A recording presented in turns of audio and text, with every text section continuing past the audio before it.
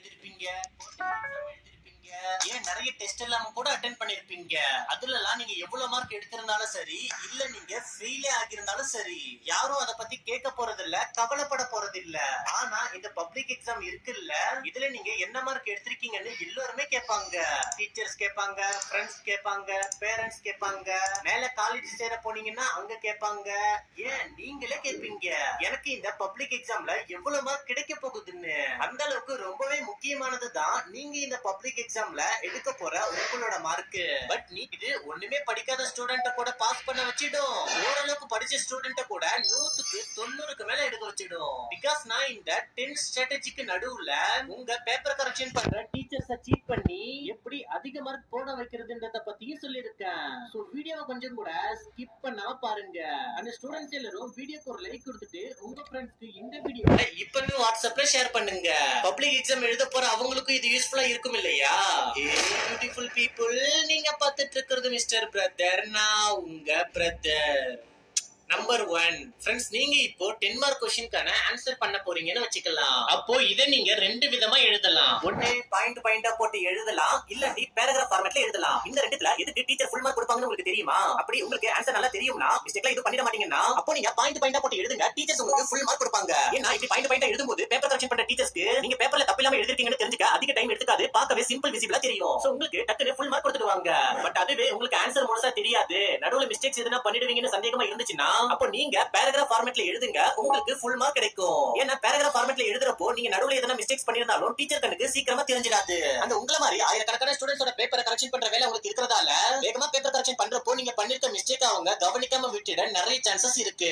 So அதனால answer நல்லா தெரியும்னா பாயிண்ட் பாயிண்டா போட்டு எழுதுங்க. ஆன்சர்ல டவுட் இருக்குன்னா அப்போ பேராகிராஃப் ஃபார்மட்ல எழுதுங்க.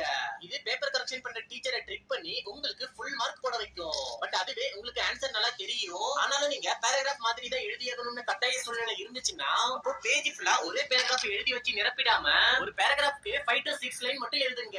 அடுத்து எழுத வேண்டிய லைன்ஸ் இருந்துச்சுன்னா அதை இன்னொரு பேராகிராஃபா போட்டு எழுதுங்க. இதுதான் பார்க்க நீட்டா அழகா இருக்கும். அண்ட் இப்படிதான் நீங்க எழுதணுமே கூட. நம்பர் 2, உங்க பப்ளிக் எக்ஸாம் பேப்பரை திருத்த போற டீச்சர் யாருன்னு தெரியும் இல்ல? அப்படி நீங்க மேக்ஸ் சப்ஜெக்ட் எழுதிருந்தீங்கன்னா அதே மேக்ஸ் சப்ஜெக்ட் டீச்சர் தான் திருத்துவாரு. ஒருவேளை நீங்க இங்கிலீஷ் சப்ஜெக்ட் எழுதிருந்தா அதே இங்கிலீஷ் சப்ஜெக்ட் டீச்சர் தான் திருத்துவாரு. சோ நீங்க எதுனா ஆன்சர் தெரியலன்னு சொல்லிட்டு தப்பா அடிச்சு விட்டு எழுதி வச்சிருக்கீங்கன்னா அதை ஈஸியா அவங்க கண்டுபிடிச்சிடுவாங்க. அதுக்காக நான் உங்களை தெரியாத क्वेश्चन அட்டெண்ட் பண்ணாதீங்கன்னு சொல்லல. ஆன்சர் தெரியாட்டியும் அட்டெண்ட் பண்ணுங்க, அத பேராகிராஃப் ஃபார்மட்ல எழுதுங்க. ஆனா அத உங்க ஸ்டார்டிங் பேஜஸ்லயே எழுதிடாதீங்க. ஏன்னா ஆரம்பத்திலேயே உங்க பேப்பர்ல மிஸ்டேக்ஸ் இருக்கிறத பார்த்துட்டா அப்போ பேப்பர் திருத்துற டீச்சருக்கு உங்க மேல பேட் இம்ப்ரெஷன் கிரியேட் ஆகிடும். இதனால நீங்க சரியா படிக்காத பையன் போலன்னு டிசைட் பண்ணிடுவாங்க. இதனால நீங்க எழுதின எல்லாத்தையும் இன்னும் கேர்ஃபுல்லா பார்த்து திருத்த ஆரம்பிச்சிடுவாங்க. சோ இதனால உங்களுக்கு மார்க் குறைஞ்சு போயிடும். சோ நீங்க மிஸ்டேக்கா எழுதினாலும் மார்க் குறைய கூடாது, கொஞ்சமாவது மார்க் கிடைக்கணும்னு நினைச்சீங்கன்னா அப்போ சரியா ஆன்சர் தெரியாத क्वेश्चंस கடைசியா அட்டெண்ட் பண்ணுங்க. ஏன்னா ஸ்டார்டிங்லயே நீங்க எல்லாமே கரெக்ட்டா எழுதி இருக்கிறதால பேப்பர் திருத்துற டீச்சர் நீங்க நல்லா படிக்கிற பையன்னு நம்ப ஆரம்பிச்சிருப்பாங்க. அதனால வேக வேகமா பேப்பர் கரெக்ஷன் பண்ணுவாங்க. நீங்க மிஸ்டேக்ஸ் பண்ணிருந்தாலும் கடைசியில கவனிக்காம விட்டுடுவாங்க, உங்களுக்கு ஃபுல் மார்க் கிடைச்சிடும். நம்பர் 3 ஃப்ரெண்ட்ஸ், நீங்க சூஸ் தி கரெக்ட் ஆன்சர் எழுத போறீங்கன்னா அப்போ ஒவ்வொரு क्वेश्चनக்கு கீழேயும் 4 ஆப்ஷன் கொடுத்திருப்பாங்கல்ல, அத பாத்துடாதீங்க. ஏன்னா அத நீங்க பாத்துட்டீங்கன்னா நீங்க ரொம்பவே கன்ஃபியூஸ் ஆகிடுவீங்க. அதுல கொடுத்திருக்கிற ஆப்ஷன்ஸ் எல்லாம் பாத்தீங்கன்னா ஒண்ணு போலவே இருக்கும். லைக் பாரதியாரும் ஆப்ஷன்ல இருப்பாரு, பாரதிதாசனும் ஆப்ஷன்ல இருப்பாரு. இந்த கவர்மெண்ட் சைடுல இருந்து உங்க क्वेश्चन பேப்பர் தயாரிச்ச டீச்சர்ஸ் இருப்பாங்கல்ல, அவங்க வேணும்னே நீங்க கன்ஃபியூஸ் ஆகிறதுக்காக தான் ஒரே மாதிரி ஆப்ஷன் இருக்கிற மாதிரி கொடுத்திருப்பாங்க. அதனால எப்பயும் சூஸ் தி கரெக்ட் ஆன்சர்ல क्वेश्चन மட்டும் படிச்சிட்டு அதுக்கு ஆன்சர் என்னவா இருக்கும்னு மனசுக்குள்ள யோசிங்க. ஆன்சரை ஃபைண்ட் பண்ணிட்டா பிறகு அது அந்த ஆப்ஷன்ல இருக்கான்னு பாருங்க. இல்லாட்டி உங்களுக்கு ஆன்சரே தெரியாது அப்படின்னா மட்டும் ஆப்ஷன்ஸ படிச்சு பாருங்க.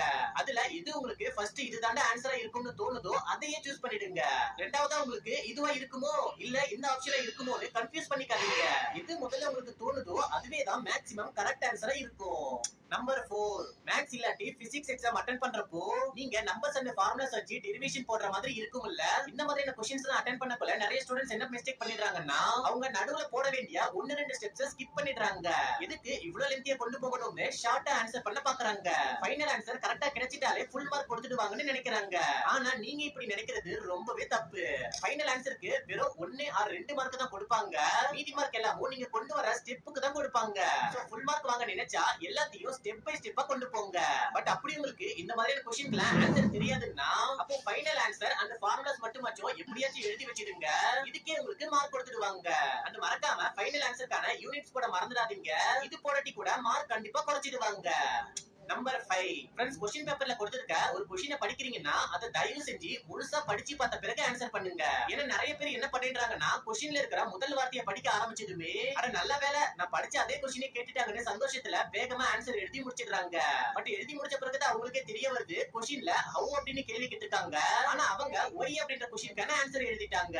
இதனால அவங்களுக்கு சுத்தமா மார்க் கிடைக்காம போயிடுது. அதாவது ஒரே டாபிக்லயே क्वेश्चன்ஸ் ட்விஸ்ட் பண்ணி வேற क्वेश्चனை கேட்டிருக்க நிறைய வாய்ப்புகள் இருக்குது.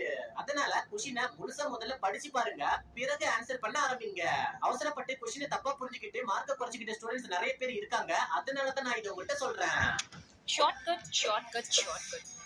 நீ ஜேஇ மாதிரி எக்ஸாம்ஸ் எல்லாம் கிளியர் பண்ணணும்னா அதுக்கு